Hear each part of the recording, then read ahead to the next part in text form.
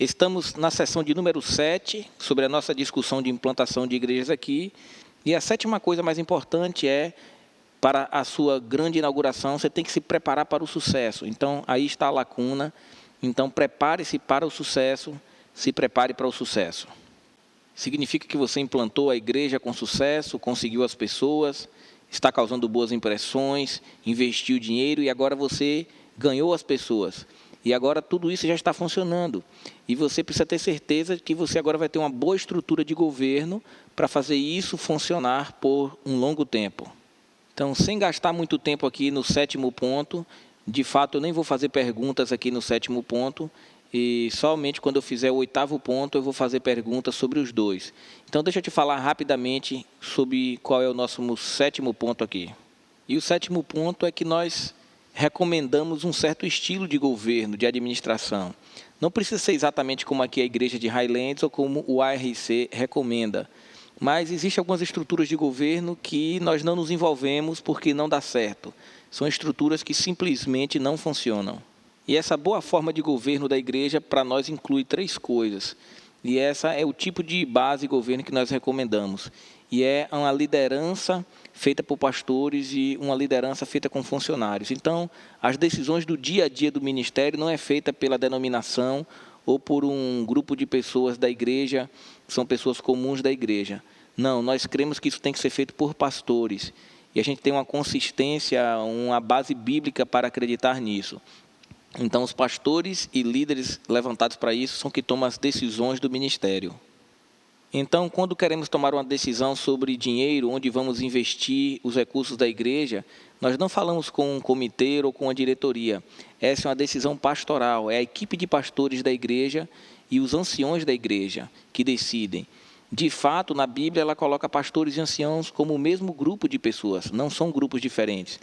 Então, é dessa maneira que nós administramos e dirigimos as nossas decisões. Então, todo grupo que lidera, ele precisa prestar contas para ter certeza que as coisas estão sendo administradas propriamente.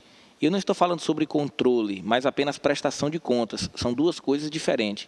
Então, nós temos o grupo que é interno e nós temos um grupo externo. E eles 2 se prestam contas um ao outro. Não para controlar um ao outro, mas para seguir a direção da igreja.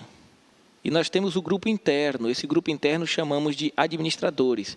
Você pode preencher aí a lacuna número 2, administradores.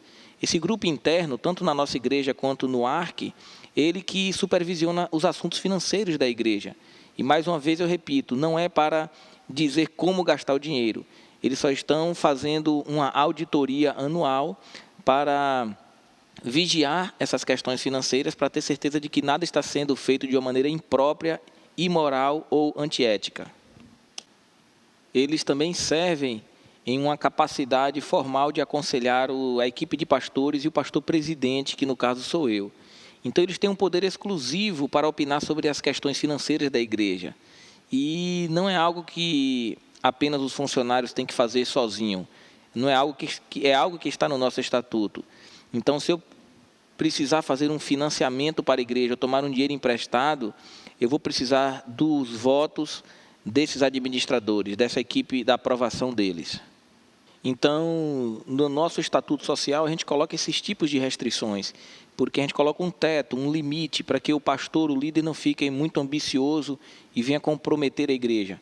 Então, a gente já coloca isso no nosso estatuto. É preciso a aprovação de uma diretoria financeira para aprovação de construções de prédios e coisas como essa. Então, o pastor presidente ele tem o poder de influenciar, de trazer a pauta do dia, de trazer as necessidades. Então, eu sou o diretor da mesa, mas eu não posso votar. Então, eu trago o assunto ou a questão, como, por exemplo, estamos precisando de tomar um empréstimo, levantar esse recurso financeiro, devemos fazer ou não devemos fazer, e ali a gente troca ideias e decide se faz ou não. Então, há um equilíbrio de poderes. Isso tem funcionado maravilhosamente, tem funcionado muito bem, certo? Então, é um equilíbrio, onde o pastor ele lidera, mas ele também presta contas. Isso é algo muito importante. A única coisa que está faltando aqui é a prestação de conta pessoal do pastor. E eu acho que isso não deve ser uma coisa interna, mas deve ser uma prestação de contas externa. Porque na minha mente e também na mente da diretoria do ARC, é impróprio para filhos corrigir os pais. Então, para votar e opinar nessas questões financeiras, tudo bem. Mas quando o assunto sou eu pessoalmente, a minha vida pessoal, para mim corrigir, então eu vou precisar de alguém que esteja sobre mim, alguém a quem eu presto contas, um mentor. É por isso que temos um grupo de supervisão externa, nós chamamos de supervisores. É para eles que o pastor presta conta.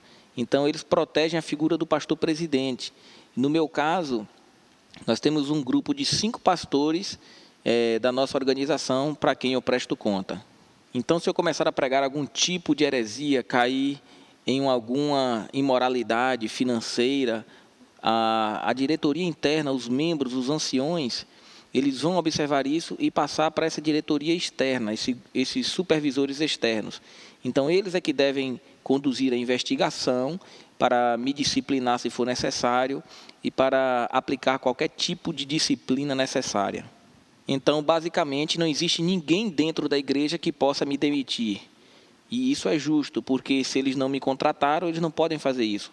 Mas fora da igreja, sim, tem pessoas com quem eu presto contas, há um sistema de prestação de contas, e definitivamente esses supervisores podem me disciplinar ou podem me demitir.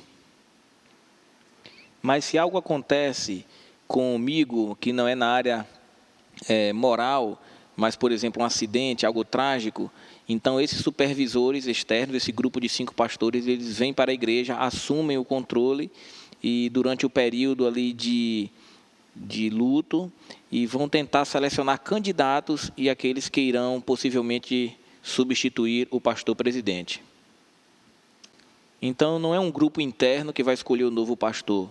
Então, a substituição, se acontecer, for necessária por causa de morte ou de disciplina, então esse comitê externo vem, seleciona os candidatos e esse candidato é confirmado pelos anciãos internos, pelos pastores internos e pela diretoria interna da igreja.